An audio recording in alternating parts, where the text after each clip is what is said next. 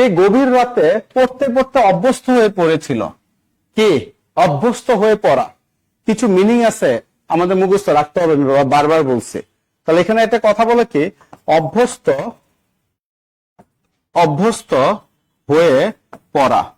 ঠিক আছে, অভ্যস্ত হয়ে পড়া, এটার ইংলিশ হচ্ছে গেট ইউজ টু। এটার ইংলিশ কি? Get use to. অভ্যস্ত হয়ে পড়ে কি? Get use to. যখন কোন সেন্টেন্সের সাথে এরকম গেট ইউজ টু অথবা কি বি ইউজ টু, কি বি ইউজ টু, এই বি মানে কি বলেন তো?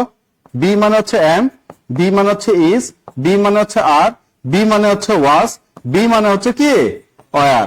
তাহলে বি দ্বারাই পাঁচটাকে বোঝাচ্ছে।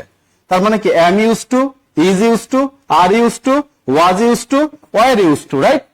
যখন বি ইউজ টু শব্দটা থাকবে বা গেট ইউজ টু শব্দটা থাকবে, এটার পরে ভার প্লাস কি হয়? আইএনজি হচ্ছে।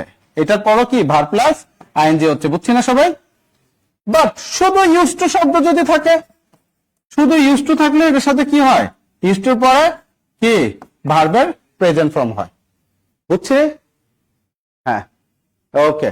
তাহলে এখানে কি বলছে দেখেন, হি ইউজ টু রিডিং। তাহলে ইউজ টুর পর কখনো রিডিং হবে? এটা হচ্ছে ভুল, যেহেতু এটা ভুল এখানে আগে আমরা এটা কেটে দিই। তারপর দেখেন ইউজ টু রিড, এটা মনে হয় যে এটা সঠিক অ্যান্সার, বাট অভ্যস্ত হয়ে যাওয়া, এটা পুরো মিনিংটা কি? ইউজ টু নাকি গেট ইউজ টু?